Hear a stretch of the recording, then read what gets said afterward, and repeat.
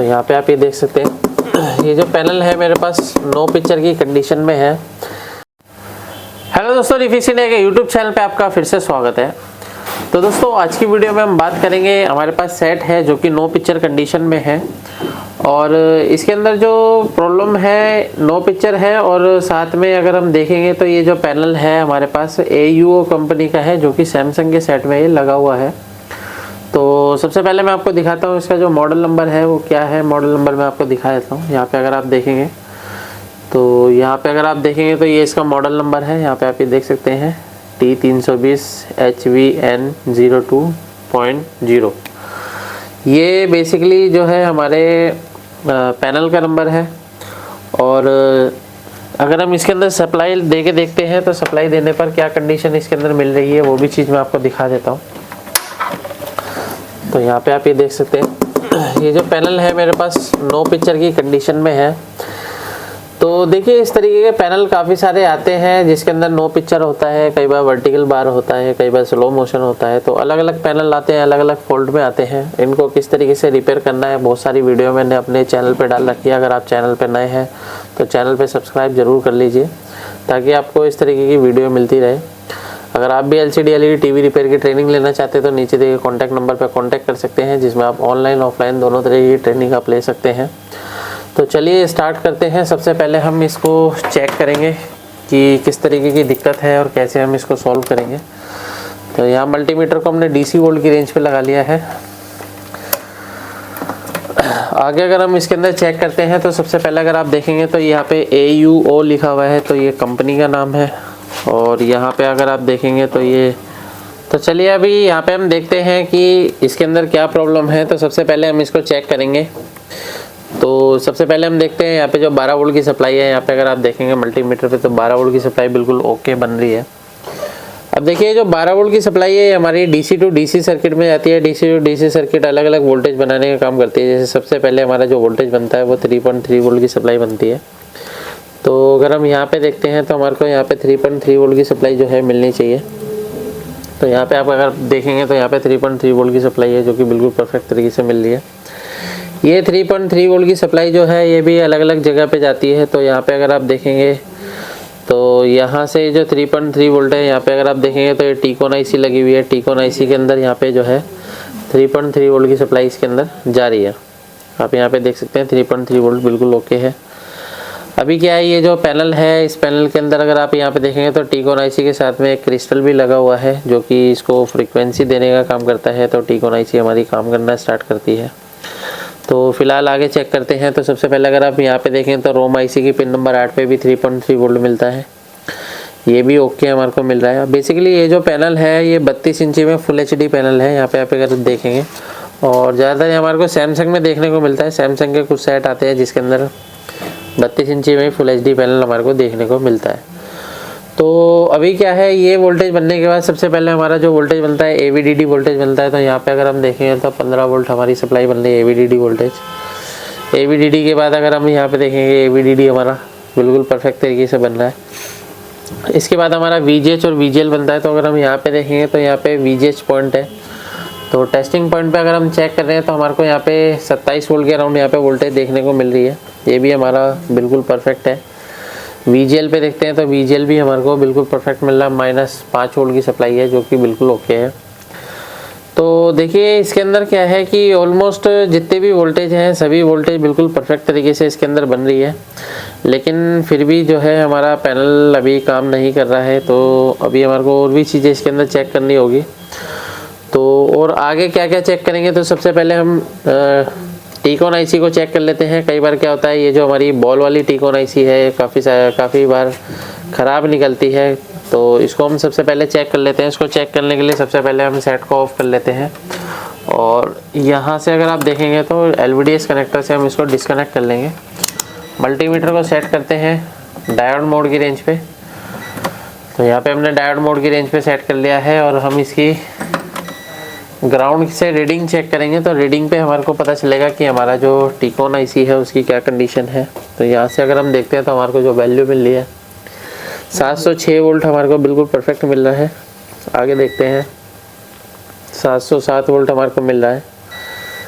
708 volt मिल रहा है, volt sorry, यहाँ पे इम्पीडेंस हमारे को मिल रहा है, यानी कि ये वैल्यू है।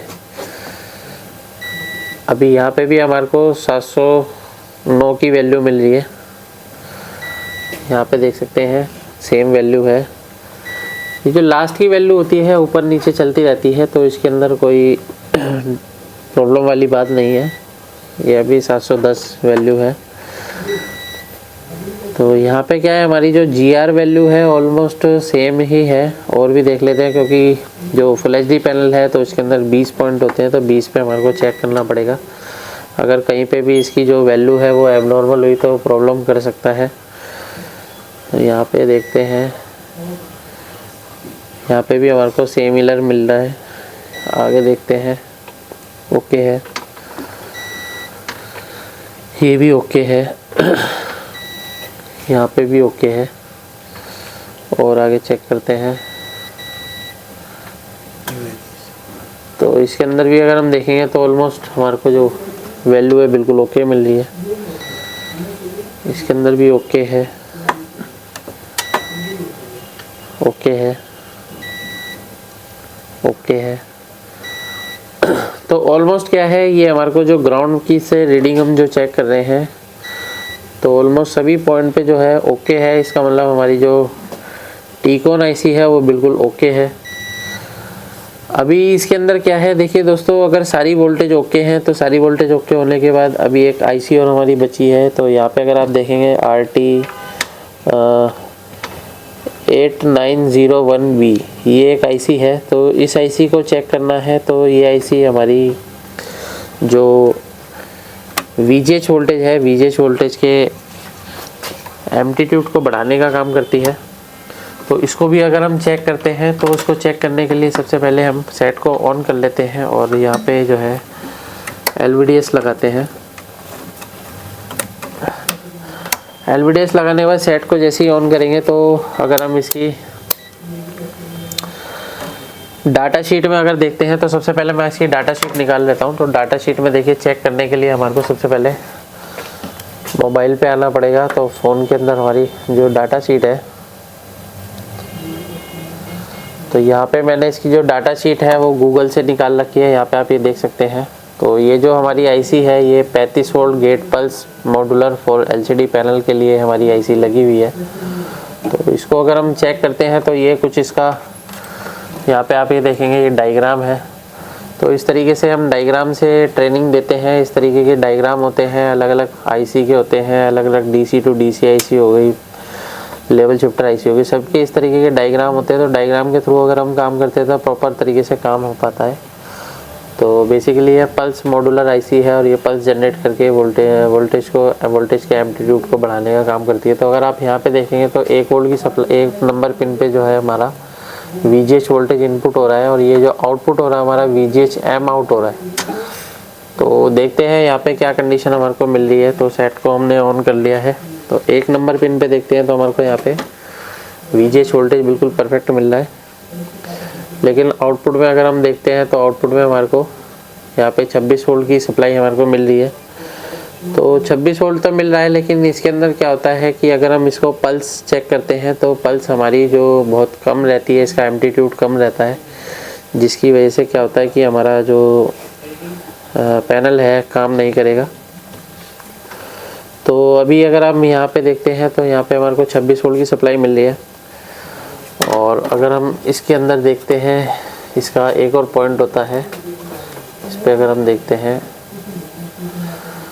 तो यहाँ पे अगर हम देखते हैं, तो इसकी 5 नंबर पिन पे हमारे को इसका फीडबैक भी मिलता है। तो यहाँ पे अगर आप देखेंगे, तो यहाँ पे क्या है, इसको डिवाइडर लगा के इसको फिक्स कर रखा है, ताकि ये जो एम्पलीट्यूड है हमारा, इसको बनाने का काम करेगी ये। तो अगर 5 नंबर पिन पे यहाँ पे देखते हैं, तो हमारे को जो वोल्टेज मिल रहा है, इसके अंदर काफ़ी कम वोल्टेज इसके अंदर देखने को मिल रहा है। और ये जो वोल्टेज है, ये 1.2 वोल्ट के अराउंड यहाँ पे रहना चाहिए। अगर हम सर्किट के हिसाब से देखें, तो यहाँ पे 1.2 वोल्ट की सप्लाई जब तक यहाँ पे नहीं रहेगी, तब तक हमारा ये जो प्रॉपर है IC काम नहीं करेगी। तो देखिए दोस्तों, इस कंडीशन में हमारे को क्या है, यहाँ पे अगर आप देखेंगे, तो ये डिवाइडर सर्किट हमारा बना हुआ है। यहाँ पे अगर आप देखेंगे, तो ये डिवाइडर सर्किट है, इसके जस्ट पास में डिवाइडर सर्किट है। और डिवाइडर सर्किट में अगर हम देखेंगे तो इस सर्किट के अंदर यानी कि ये जो डिवाइडर है इसके अंदर यहाँ पे AVDD वोल्टेज हमारे को मिलना चाहिए। तो ये पॉइंट पे हमारे को AVDD मिलना चाहिए। तो यहाँ पे अगर हम देखते हैं तो AVDD पे हमारे को जो है 1 वोल्ट की सप्लाई हमारे को मिल रही है। तो अगर हम मल्टीमीटर पे देखते हैं तो यहाँ पे देखेंगे 1 वोल्ट की सप्लाई हमारे को यहाँ पे मिल रही है। अभी क्या है कि यहाँ पे हमारे को AVDD वोल्टेज यहाँ पे अगर हम देते हैं उसके बाद ट्राई करते हैं क्या कंडीशन मिलेगी। तो इसको हम क्या है AVDD से सर्किट से यहाँ पे जॉइंट करके देखते हैं और फिर हम इसका फीडबैक चेक करेंगे क्या कंडीशन हमारे को मिल रही है। तो यहाँ पे क्या है हम इसको जॉइंट करते हैं और जॉइंट करने के बाद देखते हैं क्या हमारे को इसका रिजल्ट मिलता है। तो ये हमारा सर्किट है बेसिकली डिवाइडर सर्किट। तो अभी क्या है कि हमारा डिवाइडर सर्किट को हमने जो है AVDD वोल्टेज दिया है। तो यहाँ पे अगर हम देखेंगे तो ये 15 वोल्ट की सप्लाई हमारे इस डिवाइडर सर्किट में आ रही है। और इसकी अगर हम 5 नंबर पिन पे चेक करते हैं क्या वोल्टेज हमारे को मिल रही है तो यहाँ पे देखेंगे 1.6 वोल्ट के अराउंड हमारे को यहाँ पे वोल्टेज मिल रहा है। यानी कि हमारा जो डिवाइडर सर्किट है वो भी काम करना उसने स्टार्ट किया है। तो यहाँ पे अगर हम वोल्टेज देखते हैं पिन नंबर 2 पे तो यहाँ पे देखिए वोल्टेज तो हमारी सिमिलर रहती है लेकिन ये पल्स को बढ़ाने का काम करता है ये।